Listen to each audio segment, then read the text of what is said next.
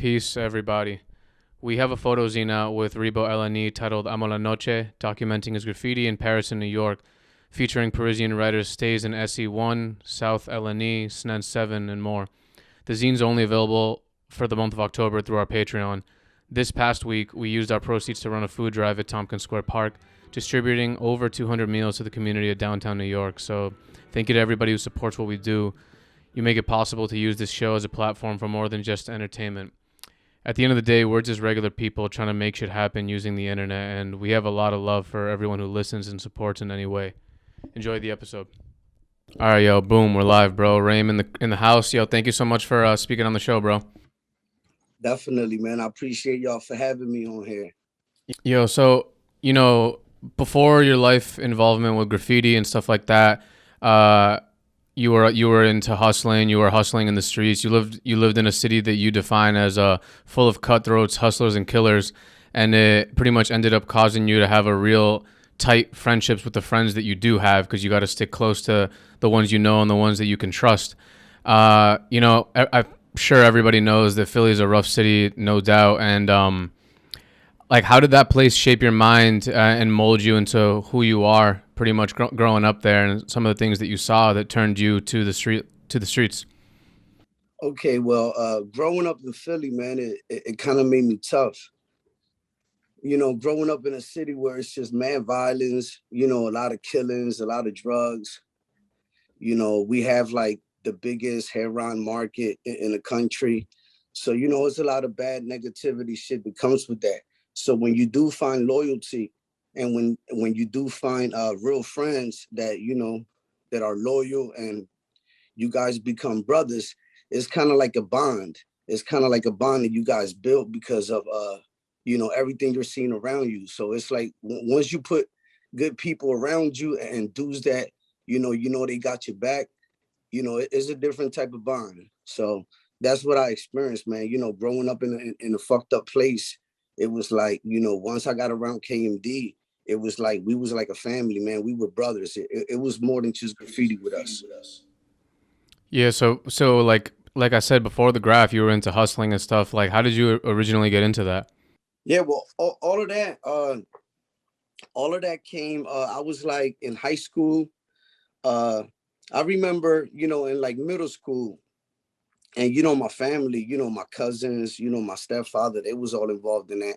But I remember right about when I was ready to get out of middle school, I started to just hustle with my cousin. Nothing crazy. Just, he would let me, hustle a little bit just to get some weed and, smoke and all of that shit when we were young. But when I got in high school, man, that's when it started to get more serious because it's like you're seeing everybody around you getting money. You're seeing everybody around you driving nice cars, driving motorcycles, and it kind of like you just kind of like want to fit in a way. And instead of going to school and getting money the right way for the long term, you kind of like just want to jump into that lifestyle because everybody around me was selling drugs at that time. And it just didn't make sense to me, like going to high school to try to get a job, getting 10, $15 an hour where you could just go right up the block from where you live at and make, $1,000 a shift. So, when I was young, it's just like, it sucked me up, man. Just seeing everybody else around me doing it, seeing how much money was in Philadelphia. Because at that time, man, you had, people were making a lot of money on drug corners. It wasn't like nothing like now. Like people were actually getting rich. A lot of the books and the movies that you see that glorify it, a lot of them stories came from that time, the 80s and the 90s. Yeah, it's crazy because like you said, like working a regular job, you're gonna not make that much money, and if you're a young kid and what you want to do is you want to dress fly, you want to impress the homies and the girls that are around you, you want to fit in with the people in your community, and you want to make money fast. You don't want to wait fucking 6 years and hundreds and thousands of dollars worth of debt in order to make that money in a way that maybe is something you don't even like doing. You know what I mean? So it's like it makes complete sense that you would, especially if like it's all around you. Why wouldn't you? It's like the perfect path to do, seemingly. Exactly. It's like growing up in poverty too. It's like you're always looking for a way out. So, being young and very immature and ignorant, it felt like, you know what, this is the way to do it. You know, my cousin's doing it, my homies doing it. Like, you know, they're I was going to high school, man, with cars, you know, with rims, with systems, and you know, I was still a fucking sophomore actually. So, you know, it's just kind of like sucked me into that lifestyle. And it was more like just trying to fit in, man. Everybody else was doing it, you know, and my family too. You know what I'm saying? Like all my cousins, like everybody was involved in selling drugs, man. So it seemed like it was the normal to me. It's fucked up as that sounds now, but it was kind of like the norm to me. Yeah, yeah. How do you think that impacted your life and your worldview? Because not a lot of people only see that stuff in movies glorified, like you said. How do you think that seeing that at such a young age, really just all around you, and it becoming your reality early on, affected you? Oh man, traumatized me. Fucked up my background, messed up a lot of opportunities for good jobs. I'm definitely, you know, they say you reap what you sow, and I'm definitely seeing the outcome of living that life. You know, that's why I talk to a lot of the young guys now because I'm still out here, and you know, I try to, you know, give them my story, and hopefully they don't take them steps. Cause you know, back in them days, man, it seemed like it was the good thing to do, you know, getting money, like everybody was doing it. But little by little, man, I started witnessing, you know, a lot of my close friends getting killed, a lot of my good friends, you know, going to jail, you know, getting life. Free Rakan. I got my brother Rakan up there right now, one of my closest friends when it come to graffiti. And you know, they gave him 19 and a half to 42, I believe it was, 19 and a half to 40 something. So he's already been down 12. So his minimum is coming up in like 6 years. So, you know, just seeing all of that, man, you know, it kind of fucked me up, man. You know, I had to really, really, you know, change a lot of things about me. I went to prison 3 times. I did a long stretch, and I did 2 county bids too. So you know, it fucked my life up, man, in a way. But it made me who I am today. It made me a stronger person, and it definitely made me, you know, always just want to, you know, do better for myself, man, because I know where I came from. So I definitely gotta, you know, stay focused on you know, doing what I want to do to be a better person. Mm. Yeah, I've talked to a number of people who have done some time, and you either see the story of they go in and it makes them a lot worse, which I feel like is the majority of the time, or you see the story where they go in and they do like the Malcolm X style bit. They start reading, they start learning about themselves and learning about Yeah. culture and history, and they come out actually like a new and improved man. Some people go in there and get in tremendous shape. With your experience with it, do you feel like you came out better, or? It took me 3 sentences for me to actually start looking at things different. The first time, it kind of like made me worse because I lost the fear of going to jail. So when I came out the first time, I was just doing everything with no fear because the consequences of me doing something to you is going to jail, and I'm not scared of jail. So it becomes, you know, it became a little dark. Second time, you know, I lost my girl at that time because I was with a girl and you know broke up, lost her. I had a daughter at that time, so it kind of like, you know, it made me look at things different. But the third time, you know, when they sent me up to the mountains, that's when, you know, I started to do a lot of reading, and that's when everything started. About I know you guys been seeing the punchlines I've been dropping lately. Agenda 21, Event 201, punchlines like that. So I kind of like started reading a lot of books on the third time. And that's when I started to know a little bit about myself more. And that's when I really became a man. Uh, that's when I really started to want to change and want to do better for me, you know, my family and my future. So yes, man, it could change you in different ways, man. But to me, it took me 3 times to go to jail for me to be able to say, you know what, I'm done with the streets, and it's time for me to the same way, the same energy I put into the streets hustling, I got to put this energy into something legally, and that's when everything started to change, man. No, man, that's amazing. Like, honestly, like, even if it took 3 times or 10 times, like, yo, I feel like the outcome of being in those types of situations in life, it's like the main goal is to come out better than you were before. You know what I mean? And it's like, it's I see that a lot in the youth nowadays. Like, I don't know, like even with close friends, or like I work in the projects a lot, like for my job, and like I see a lot of the youth just growing up in like bad situations, and like systematically they're just like growing up doing all these crimes, and like then, like, you know what I mean? They're so young, man, and it's like it's crazy that it would take so long to, start reading and start seeing past that. You know what I mean? Because I think that's like the meaning of life, is like truly trying to find that knowledge that is being clouded by like where you grow up in a way. You know what I mean? Yeah. What's sad is that a lot of these young guys, man, they don't get to experience that. Like right before they ready to change, they wind up getting killed. They wind up getting sentenced for life. So I'm grateful. I'm very grateful, man, that I was one of the few, that was able to escape that system that keeps us trapped, man. Because I mean, you know, I could have been locked up for life, man, and I'm just blessed that I was able to change. And graffiti had a big part of that, man. Believe it or not, man, it's very therapeutic, as you would say, for me. Uh, and just that brotherhood, man, just my team and the things that we was doing, man, it kind of like made me look at life different, to the way that, like now, I want to do a lot of positive things with graffiti. So, graffiti had a big part, what I mean? In the hood, you either play basketball or, you sell crack. Like it's something you got to do to find a way out.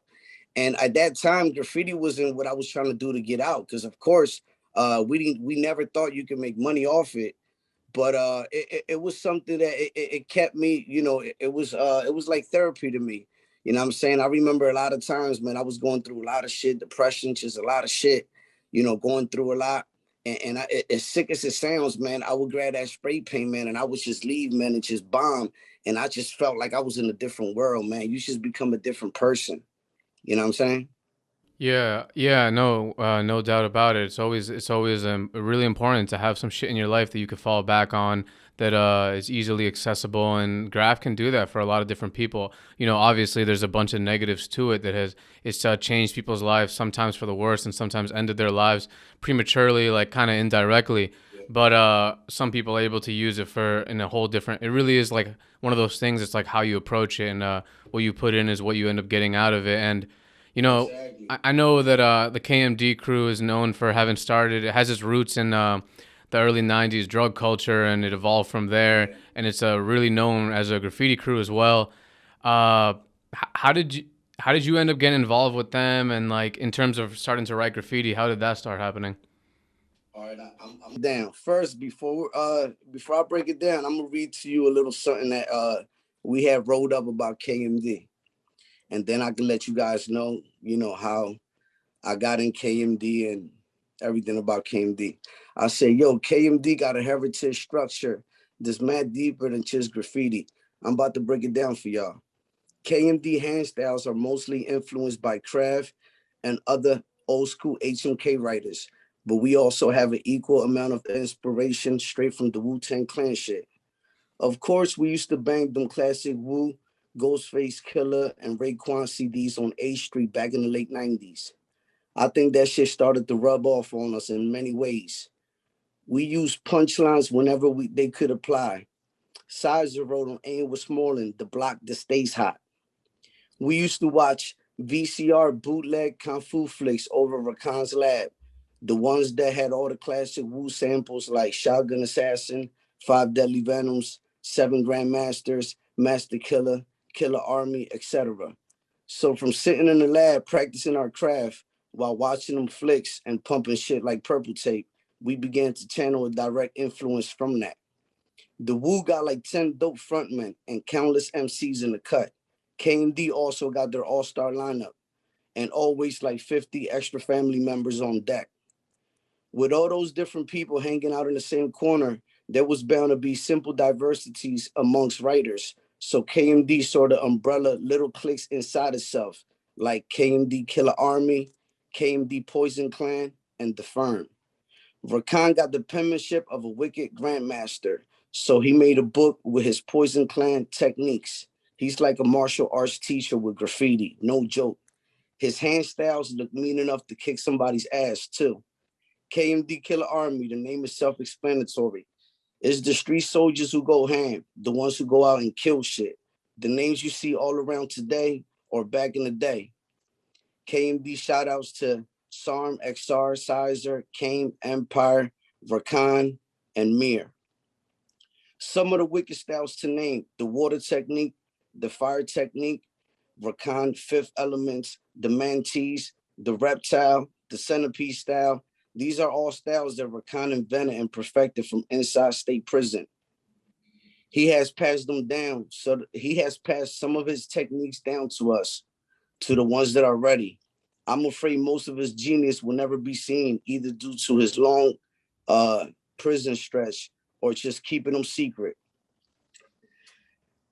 One element inspires another, is exactly what went on in NYC in the early 80s when rap music brought b-boys, DJs, and graffiti together at parties, graffiti writers together at parties. They would gain influence from each other's craft and pick up new shit from their homies. As a true writer of real graffiti, we maintain this tradition in order to preserve our history, heritage, and legacy. This was something that Kame had wrote up a few years back to kind of like explain how, a little bit about KMD. But me with KMD, right? I remember I was like 12, 13, 14. And, uh,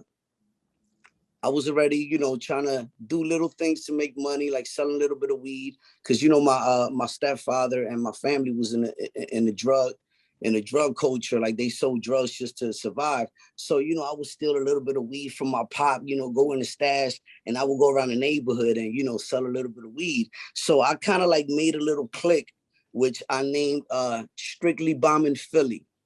It's like 12, 13.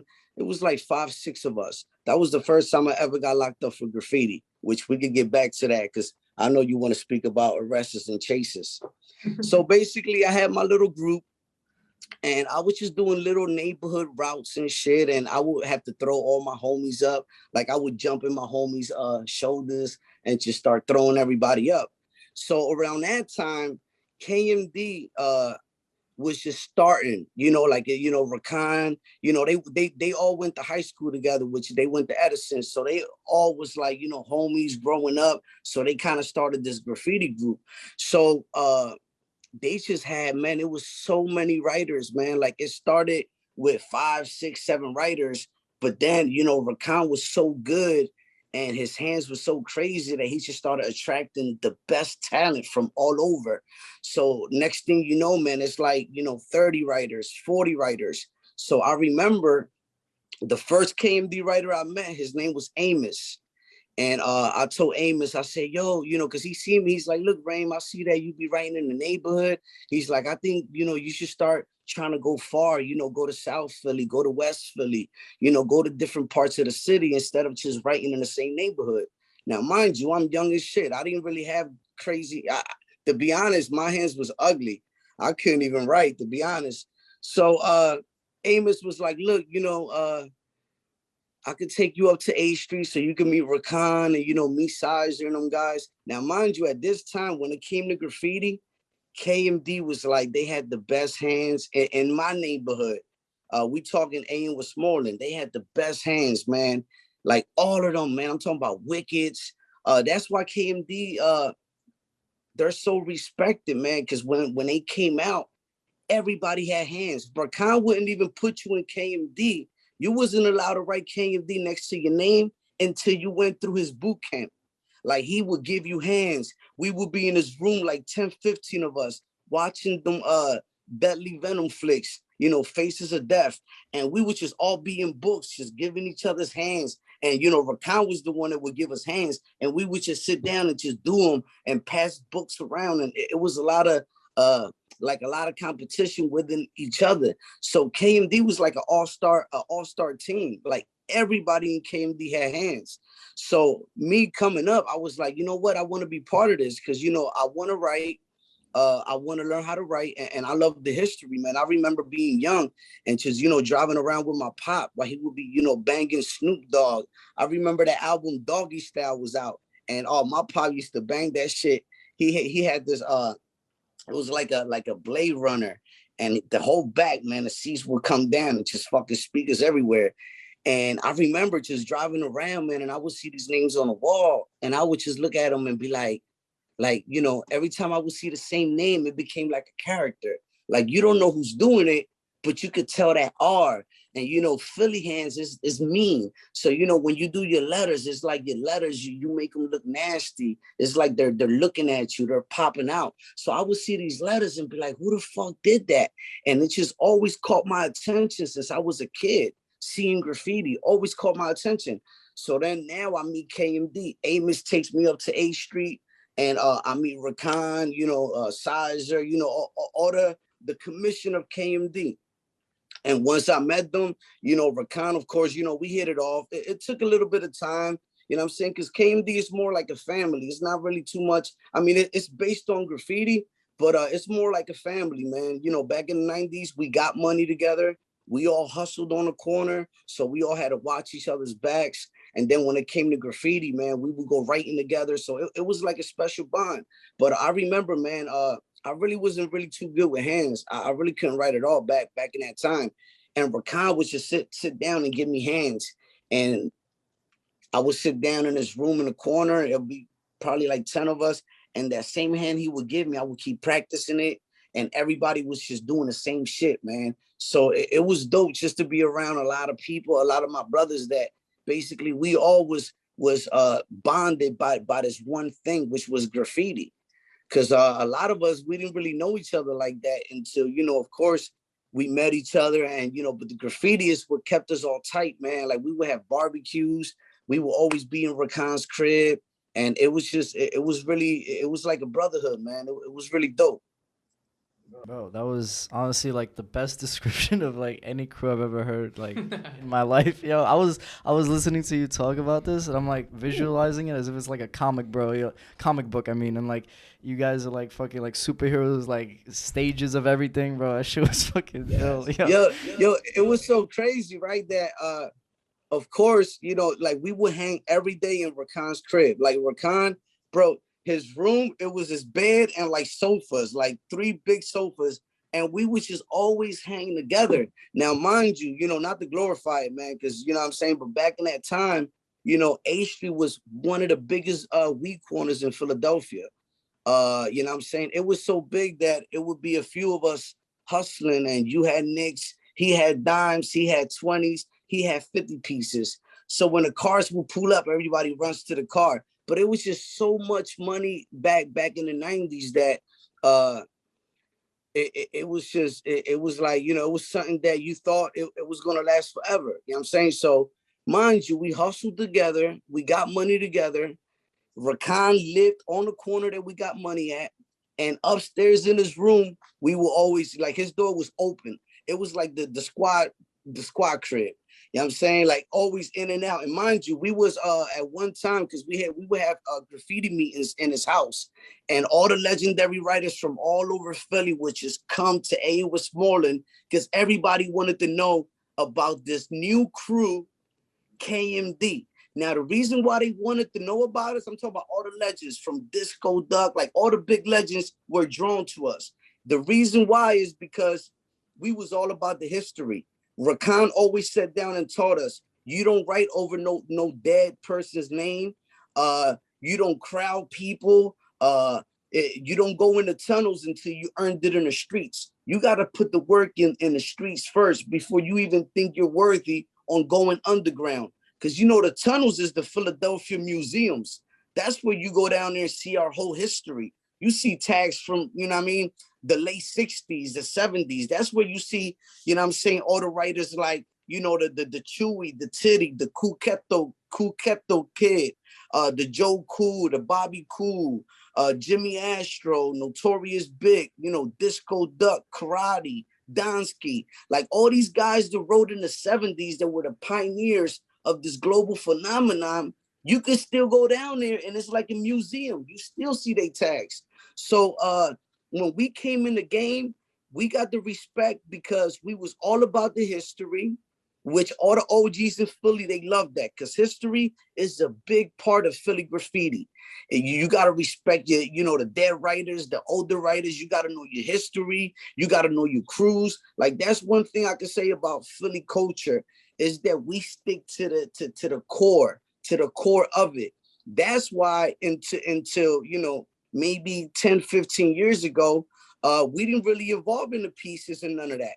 Philly graffiti culture was basically based on wickets and hand styles. And we were so true to the culture that, our OGs and the older guys would teach us that culture. So that's how it was, man. And it was just amazing, man. But the piggyback, what was I just saying again? Before I jumped into this, I was speaking about the KMD, right? Mm-hmm. Oh yeah, how all the legendary guys would come down. They were drawn to us because not only we follow the rules of the culture, but also we came out of nowhere. And when you have a crew of over 30 writers, that every writer is sharp as shit. And I remember when we would bomb, we would be in Rakan's crib. So, it's 1 o'clock. So we ready to go. Rakan would be like, okay, how many? It's 13 of us. All right, y'all three, y'all gonna go from 5th and Girard all the way up to 5th and Erie and fuck 5th Street up. Y'all three, y'all gonna go to 6th and Girard all the way to 6th and Erie and fuck 6th Street up. Y'all three, y'all gonna go from 7th and Girard to 7th and Erie. So we was like militant. That's why we sort of came up with these names, KMD Killer Army. Because when we were bomb, we were like bees, man, like Wu-Tang, killer bees. We coming 4 on that block, 4 on that block, 4 on that block, 4 on that block, and we walking all the way down. So when we came out, KMD was all over the city. It was the most talked about crew. And we all had crazy hands because, of course, in order to be in KMD, you had to go through the boot camp. Rakan had to train you first before you got to the walls. We didn't just run to the walls and just develop on the walls. We were so militant trained that we developed on paper. And when we were worthy, when our brothers would be like, yo, that hand is sick, then we would start putting it on the walls. So it wasn't, you can't just hop into that crew. It took time, and you guys were really careful on who was let in and protecting the culture and making sure that everybody knew their history and respected the past and respected the tradition that has been building and graph for quite a while. Yeah, and to be honest, all of that what basically led the crew to be like that is because we're from Philly. You know what I'm saying? Loyalty is very rare. So, we found the bond. And then also us being, from A and Westmoreland, one of the biggest weed corners in Philly, you had to know who you had around you. Because, it was just more than graffiti at the time. But when it came to graffiti, yes, man, in order for you to be in KMD, man, first of all, Rakan you had to be, it was like an all-star team. So you had to be, somebody that was, making a big name for yourself in your own little neighborhood. Then also you would have to start hanging with us. You know what I mean? So it was some writers that they hung with us for 6, 7, 8 months before they got the KMD. And we would do meetings, man. And at the meetings, when we brought a new member in, Sizer, rest in peace, he would make shirts for that member. And I remember, man, when I got put in KMD, it was a meeting in Rakan's crib. It was like 54 of us. And I remember because Sizer made us a certificate and wrote all our names. And when I got put in KMD, man, he threw me the shirt. It had the KMD in the back. This was like 96, 97. He threw me the shirt. And bro, they were all in the living room, in the dining room, in the staffs, on a porch. 54 members, man. And they put me in, man. And you know what I'm saying? And, it was special, man, because, coming from Philly where you don't find that, Now you find a team, a family that, you know, we got morals, like, you know what I'm saying, and we in the graffiti culture, which that's what got us together. And yeah, we were militant, man. I'm talking about we had to work on our hands. We always wanted to do something better than the next one, because, you know, there's so many of us. Graffiti is a competitive sport. You know what I'm saying? Like, graffiti is very competitive, man. Uh, it's you know, everybody wants to get the best spot, or, you know what I'm saying, I want to have the best hand, or I want you to see my shit in places you never put your shit at. So it was just very competitive, man, and it was just so good, man, to be part of that, man, because it was very special. And now me seeing, you know, where graffiti has gotten, now I look back in them days and I'm like, man, like we was really on to something, man. Because now, you know, graffiti, man, it's a global phenomenon. It's a worldwide culture, and yeah, man, it was just special, man. Yeah, I can see that. You know, graffiti's it's impacted your life in a number of positive ways. It introduced you to a brotherhood of people who you could depend on in a neighborhood that's filled with you know, gangs, violence, drug dealing, addiction, and all that stuff. And you need people who you can trust, right? But of course, I'm sure it's also done some stuff that was negative, like in terms of like from beef to chases to being arrested and stuff like that. Could you tell me a little bit about that side? Yeah, absolutely right, man. I love the way you broke that down, man, because there's always, you know, two sides to it. Now, beefs, when it came to beefs, it's a funny story, man, because that's another reason why I think I got the KMD really fast. Because like I said, I wasn't really too good of a writer back in them days. I had the heart of a lion, but I really wasn't too good in hands. But back in them days, it would be a lot of beefs in Philly. Of course, you know, a lot of it graffiti and a lot of it, you know, drug beef. But the graffiti beef that I could speak about, I remember a few times KMD had beef with other crews. You know what I'm saying? Because, you know, when you're the hottest crew in the neighborhood, and, you know, and you're known all over the city, you know, you get a lot of hate. It's just how it is. That's why we started the group, the most hated, because we was getting so much hate, because all the older guys and the legends were loving us. But then, you know, the dudes that were trying to come up, they hate it. You know what I'm saying? That's just how it goes. But the beefs, man, I remember one time we had beef with a crew, and this was right before they gave me the KMD. I think this is the reason why Rakan was like, you know what, Rain, we got to put Rain down. We all met up. It was KMD and X Files. We all met up on Fifth and Luzerne, and one of our crew members had a beef with another crew member, so it became a crew thing. They start talking, you know how that goes back and forth. So when we met up there, man, it was like 30, 40 of us. Half of us came from one side of the block, and the other side came from the other side of the block. And we just got into a big free fall. And because of that, Rakan seen how, you know, he was like, yo, he's a soldier, man. He's a street soldier. And that kind of like got me closer to them. They were like, you know what? Rakan was like, he can't really write too much, but I'm gonna teach him how to write. But yeah, that's my little bro. So that's kind of like what solidified it.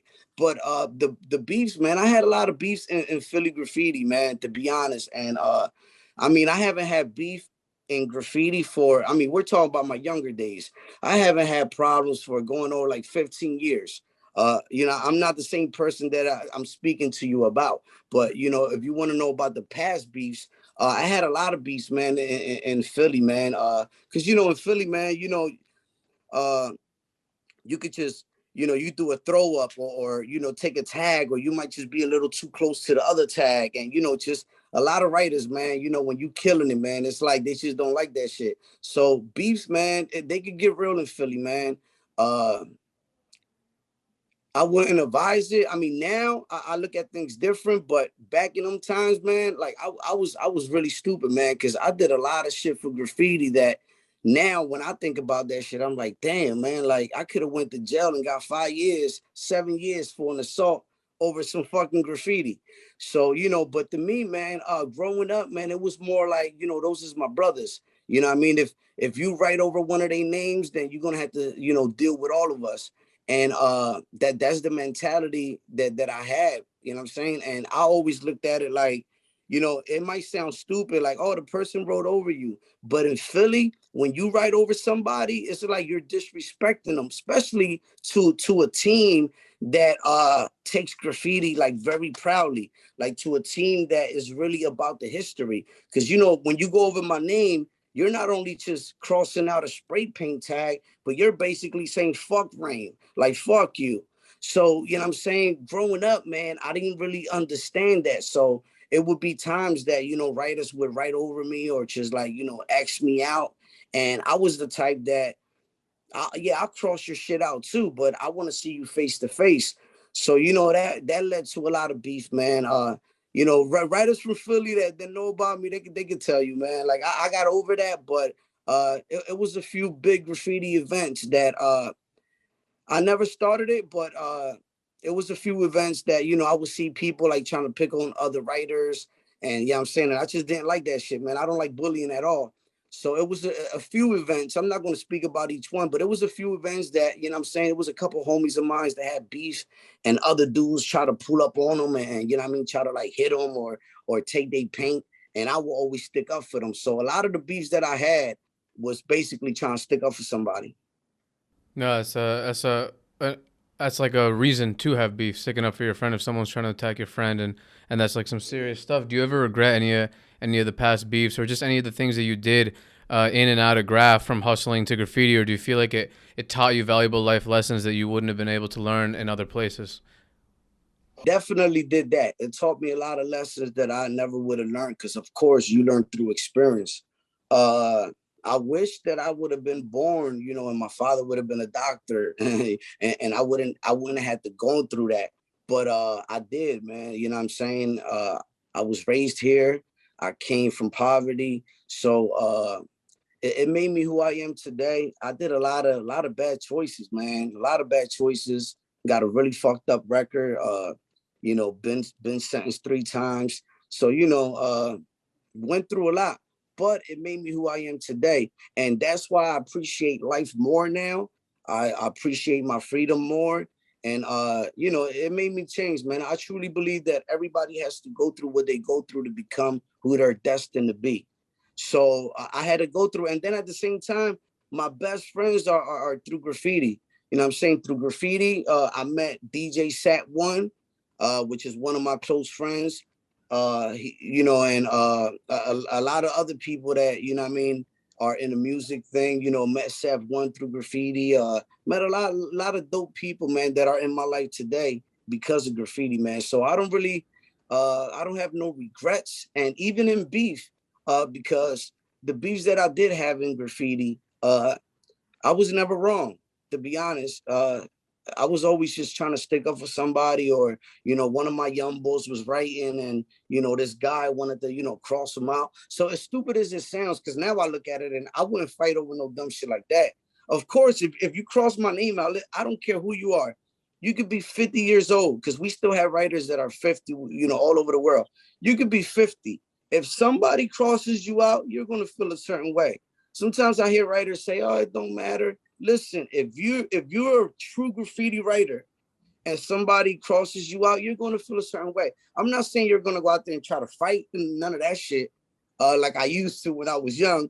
But it's still it's a form of disrespect, man.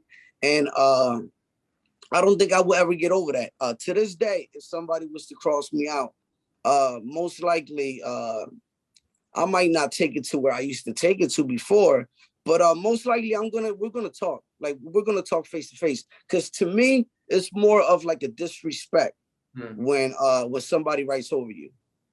No, yeah, it's completely understandable, bro. If you know, you've seen the good and bad sides. If someone came up to you and they were like, "Yeah, I want to get into graph," you know, what should I start writing? Like, how do I do this? Would you tell them yeah, you should start writing graph, or would you be like, "Yo, listen, you're this many years old. Like, let's say that they're like 20 something. You're like, yo, just what would you say to them?" I get them all the time. I have even young girls. I'm always sending young girls to the graffiti pier. Listen, graffiti has become so mainstream now, right? Where you have clothing lines. They want a logo by a graffiti artist just because of the letters. You have clubs, dispensaries, you got gyms that everybody wants their logo done in wild style letters. So I wouldn't just because I went through what I went through and me growing up, it was so negative. Now things is different. It's not like before. Mind you, the things that I was speaking to you about with the beast and all that was like in the 90s and the early 2000s where we was trying to get a name for ourselves. And I was still trying to figure out who I was. And, graffiti was like the main thing in my life. So, of course, I was ready to, go all out for graffiti. But now, man, there's so many positive things that kids could do, man. Designing clothes and even if it's just graffiti, I would tell them this is what I would tell a young writer that is serious, right? I wouldn't try to convince them not to write. What I would tell them is I would tell them first, learn your history. And what I mean by that is learn where graffiti came from. Learn who was one of the first writers. Learn the first cities, like learn the history of it, right? You gotta love the culture if you're gonna write. Then after that, I would tell them practice your hand styles on paper first. Before you go to the wall, you gotta develop a nice style on paper because when you come out on the walls, you want people to see your shit blasting from the gate. You don't want people to see your shit developing on walls. You want people to see your shit. Of course, you're gonna keep getting better as you go. But I would tell them practice on paper first. I would tell them learn the rules. You know what I'm saying? Don't write over people. If you see a dead writer, don't write around his name. You know what I'm saying? Because mind you, this writer is dead. He's not going to be able to write again. If you cross him out or you just write over him, that's just something that can be fixed. So I would tell them to learn their history, learn the rules, develop a style, and make sure that if you're going to do it, is because you love it. You love the culture. You love the history. Don't just write just to write. You gotta, you know what I'm saying? That's what I would tell them, but that's because that's the type of writer I am. Yeah, no, I definitely agree, bro. That's an amazing approach to graffiti because a lot of people, like, if you come to New York, they don't really take that approach. A lot of the younger kids, in a way, you know what I mean? So, like, in my eyes, I think it's a huge responsibility doing graffiti, you know what I mean, in terms of like what you put on the wall, because that's like you're like changing essentially what a surface looks like and like how it appeals to a certain person's eye, you know what I mean? So it's not just like, especially if you use like a fucking fat cap or something, like you taking up a lot of space and you want your stuff to look good and, like you said, impressionable, but like a lot of people, they don't like take the time to practice, and stuff like that. And even writing on walls is different than writing on paper. But on paper, you'll start to develop your styles. You'll start to develop your techniques. Because then when you go to the wall, now you got to learn how to maneuver your wrists. Now you got to learn how to pull back on your letters. Because down here in Philly, when we do our hands, which I'm pretty sure everywhere else they kind of like use these techniques. But when you're at the top of your tall hands, you want to pull back so you can get the fade up top. Then as you're going down, you want to get closer to the wall. And then as you go down to the bottom, you want to pull away. So you gotta develop your techniques when it comes to writing on walls too. You know what I'm saying? Because your hands on paper ain't gonna look the same on walls. Because now you're playing with paint. Now you gotta learn your techniques, how to fade, how to pull back. You know what I mean? How to write, where to place your tag on the wall. I look at all that shit, man. When I'm ready to take a tag on the wall, I look at the whole wall. I look at the whole building, and I just look to see where my tag would look the best at. You know what I'm saying? Like, all right, I'm gonna do it right here in the square. And if you look at my tags a lot, I use a lot of symmetry in my tags, and people don't really notice that because people don't really study the hand style. But if you look at my R's, it goes in this way, and my E's goes out that way. That makes it look, it's called symmetry. The R and the E match and the A and the M match. Like I do that with my wickets, I do that with my tall hands. You know what I'm saying? I try to imply that into it. That's why when you look at my hands, they look so neat. You know what I mean? I'm all about that penmanship. You know what I'm saying? My letters be so neat and tight. And that's the tradition I came up under. You know what I'm saying? Tall hands, wickets, and all of that. Of course, I could do pieces, I do freights, and I evolved to doing tosses and all of that. But at the beginning, I just wanted to master my hand styles. Like that was what I wanted to do because me growing up, that's who I looked up to. You know what I'm saying? I looked up to dudes that, was all about, tall hands. You know what I'm saying? I looked up to the wicked writers. You know what I'm saying? That's the kind of, that's what caught my attention. So I always wanted to keep it traditional. I always wanted to keep the legacy of the Philly tall hands. That's why I was just out there in Vegas, man. And I was out there dropping wickets. I was doing tall hands. Listen, man, I got so many DMs from kids on the West Coast telling me, yo, I want to come pull up on you. I mean, it was this guy. He was like 2-3 hours away. He was like, yo, I can drive there tomorrow. Like, people from all over the world, man, they give me so much love, man, because I'm still keeping it. I'm still doing it for the legacy. I'm still keeping that Philly tradition alive. You know what I'm saying? It don't matter where I go, I'm always dropping them Philly hands. And I get a lot of respect, man. And it's dope, man, to be able to do that, man. To travel to different places. And as soon as a writer sees you writing and they see that Philly style, they're like, yo, you from Philly. You know what I'm saying? It's like, it's a wicket, man. A wicket, you can't see a wicket nowhere in the world, man, unless you come to Philadelphia. That's our traditional hand style. That's what we're known for. And that's what I came up under, man. That's why, you know what I'm saying? I do the pieces and all of that because, you have to evolve. But I'm going to always stay true to the culture and to the wickets.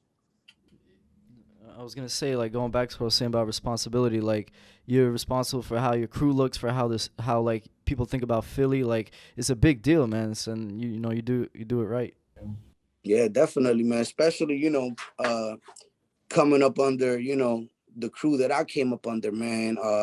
Rakan was like a drill sergeant, man. He was all about graffiti. He had a map in his room and he would highlight all the streets that we would write at.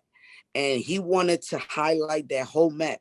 Imagine, we had so much rep. We fucking wrote so much. Imagine our name, KMD, is causing much destruction. They indicted Rakan for graffiti. And I remember we had a meeting and he told all of us, yo, nobody write KMD. Because they were taking, we had Philadelphia anti-graffiti. So they were taking pictures of all the walls.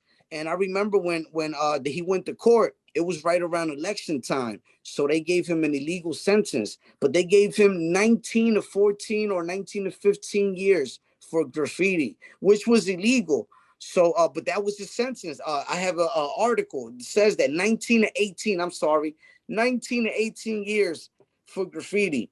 Then when his lawyer, of course they put a motion because it was an illegal sentence, and then he wound up doing 2 years. But since it was election time, the judge that gave him that sentence, I don't know if he was up for election, but you know what I'm saying, they definitely hit him hard for that. And it was $1.2 million worth of damage that he told all of us. He said, listen, man, while I'm going through this trial, I don't want nobody writing KMD because they're tying all of that shit to me. And I'm not sure if you guys know, but in Philly, man, it was a lot of writers that had, big cases. It was, the famous case of Credit, which he was a white collar worker, a lawyer, I believe. And, they locked him up. That shit was all over the Daily News. Then you got Cornbread all over the Daily News for, the elephant situation. And then you got Johnsky writing on the Liberty Bell. So in Philadelphia, man, anti-graffiti always, when you was a big writer and they got you, oh yeah, you came out in the paper. You know what I'm saying? And for a long time, no graffiti writers came out on newspapers until Rakan got locked up. And it was $1.2 million worth of damage.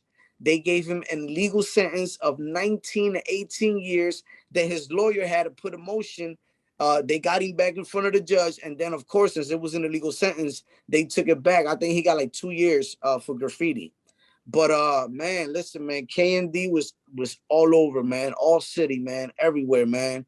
In the 90s, man, you couldn't go nowhere in Philly without seeing a KMD tag. It might have not been the same writer, but we had so many good writers, and so many of us, we had a lot of writers that did pieces. I remember at that time, Nope. I'm pretty sure you guys heard of Nope, Nemo, rest in peace, Nemo, the SAR, Mink. They were all from a group called West Philly Roofing Union. And KMD was getting so big that they just wanted parts of it. And of course, they were doing majorly. So once, Rakan brought them to A Street, they came to a meeting, we put them down with the team. And they didn't hustle with us. They didn't stand out there on A Street with us. but they were family because it was a graffiti bond. And a lot of other guys came and we put them down with the team that wasn't necessary from the A Street era, the era where we actually, were out there hustling. We have a lot of writers. Even a few years back, man, we put a few new writers in. I seen that y'all interviewed Radio. We put KX, Mine. He travels all over the world. So we definitely, you know, uh, put writers that wasn't around on A Street, but they're still family because it's a graffiti bond. So graffiti, man, it's like a brotherhood to us, man. It's a family to us, man. To be honest. Yeah, and you've seen a lot of different types of street life. You, nowadays, there's a lot of stuff going on with police, and the abuse that they've been doing. Uh, do you think that it's like, what do you think about them? Do you think that it's like kind of a necessary evil? Do you think that it's just necessary to have that, or else our society falls apart because you've grown up in places where you've seen like the real deal of uncontrolled crime in a way? What do you think about that? That's that subject, man. It's a touchy subject. Of course, I see the police brutality, which is fucked up, man. Me being from where I'm from, it was times that I got pulled over and instead of the cops walking up to the car, they coming out with their guns out just because of the way that I look, or, I might have had a do-rag or a hat backwards. So I definitely understand that, man. And, you know, when you give somebody authority and let them get away with a lot, it opens up doors for that type of person to do worse things. Not all police are bad. I'm not saying that at all. Uh, I don't know where we would be as a community without the police, because then, mind you, then everybody's just gonna rob and steal, and you can't call nobody. So I understand that, but at the same time, I understand police brutality, and it's fucked up to see what's going on. But I truly believe that change starts with self too. And what I mean by that is, man, we gotta respect each other, man. We gotta uphold each other, man. We gotta teach our youngins right. You know what I'm saying? We gotta treat our women right, man. Which is, we gotta spread positivity, man. And once you start respecting yourself, man, and you start standing up for yourself, and they see that, then things might change. Things might not.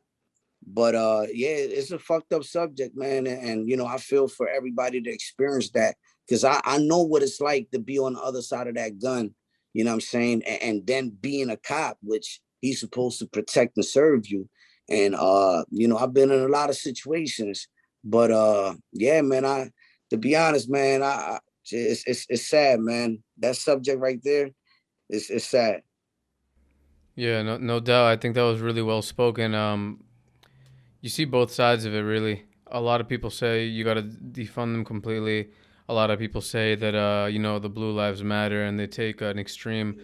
But I really like it. I always get filled with like a type of joy when someone that I know has lived a street life and has been on both sides says something like that. Because if anything, like some of the things that you have been through, a lot of people who have been through that might be like, yeah, fuck them. I don't want them at all.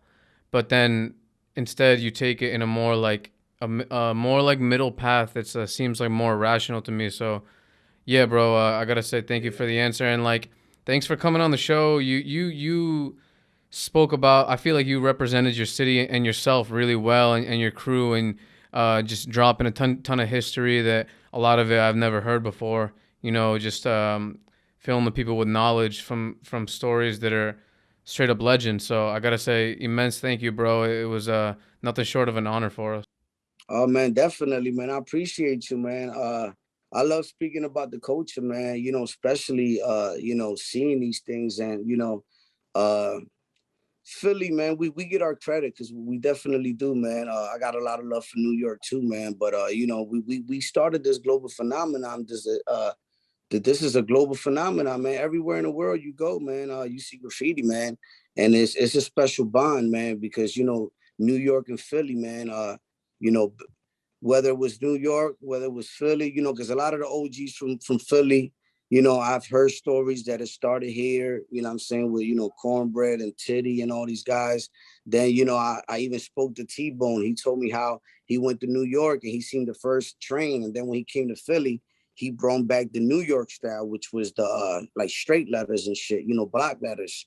And like I try to stay open minded because I look at it like I wasn't around. You know what I'm saying? So I just sit back and listen to stories. But from what I hear, you know what I'm saying, a lot of the OGs say that, you know, graffiti did originate here.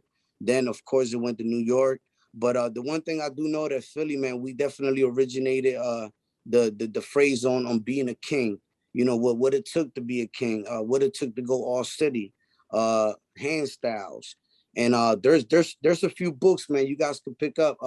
There's a book called The Aerosol Autographers, Why They Do It by Sandy Pade. And that was then is this the Philadelphia Inquirer newspaper, Sunday, May 2nd, 1971. And these two books basically tell you, like, you know, how it started, who was the first writers that even the city started documenting. So, you know, this culture, man, is a beautiful thing, man. I'm glad to be part of it, man. I changed a lot, man. I'm evolving to be a different person now, but I'm true to it. You know what I'm saying? I'm not gonna come in here and try to down talk a culture that I gave my all to. You know what I'm saying? Like I love graffiti. It is a part of who I am. Uh, I'm always right. I'm gonna be one of them older guys like Cat right now. You guys been seeing them videos. Cat been doing throws. He's like what, like 60, 70 years old? How old is Cat? I got no idea, bro. Cap is so, yo, like I've been seeing videos online, like he's like shaking with the can, like he could barely do it. But you know what I'm saying? When you love the culture, man, you know what I'm saying? And definitely, man, a lot of the negative stuff I went through, man, it was just me growing up, man. But today, man, I'm still an artist. I'm doing different things, man. Make sure you guys follow me at Rambo Rame _ I got a new shirts coming out. And yeah, man, you know what I mean? It's a culture, man. It's more than, yeah, I mean, some writers, man, you could tell who really loves it and who don't, because some guys, like the ones that don't really love it, they might write for a few years. Like you might see their names around for a little bit, but then out of nowhere, you just don't see them no more. You know what I'm saying? And there's a lot of writers that did that, because a lot of writers come into it for different reasons. You got some writers that just want to fit in. Or you know what I mean, they were in high school and, you know, they were more like, you know, humble and quiet. So now they, you know what I mean, they get around graffiti writers, so they want to write, they want to be part of it. So those are the writers that they might write for a few years. They might come out for a few years and then they'll have a kid or something and be like, oh, I'm done. Or they'll have a job and be like, oh, I'm done. Listen, a true graffiti writer, I know writers that travel the world and they got kids, grandkids, businesses. So that's just an excuse for somebody. To me, I feel, my opinion, of course, I feel as though that's an excuse for you to say, oh, I had a kid, I'm not writing no more. Or like, I understand if you had a kid and you fall back a little bit, of course, but when you love the culture and it's in your veins, I had when I had my daughter, I fell back for a little bit. But as soon as, you know, she was walking, I was right back on, right back to doing spots. Uh, I knew what it was like to go to work and put in 8 hours and then still sneak out for 2 hours, do a couple spots, a couple tags, go home to my wife and wake up to make breakfast. Like, you know what I'm saying? When you love the culture, man, it's a part of you, man. It's like music. You know what I'm saying? I love music. It's a part of me. It don't matter whether I ever get put on or whatever. I'm gonna always love music, and I'm gonna always, you know what I'm saying, work with artists and work with production and just try to, you know what I mean? Cause I love it. And that's just how it is with graffiti. I'm always gonna write graffiti, whether I have, you know, it don't matter. You know what I'm saying? Like I've been through it all. I had kids and one daughter actually. I had a grandbaby, and at the end of the day, man, it's a culture to me. I do things differently because, of course, you get older. You don't want to be older. You know what I mean? Your 40s or, you know, 30s and getting locked up for graffiti. So of course you got to move different. You have to change. You have to grow as a person. But what I'm saying is that if you love the culture, you will forever be a graffiti writer. Yo, Yo, thank you for so much, bro. It was real knowledge, man. 100%. That's thank up, you, man. Yo. Anytime. Peace, bro. Thank you so much, man.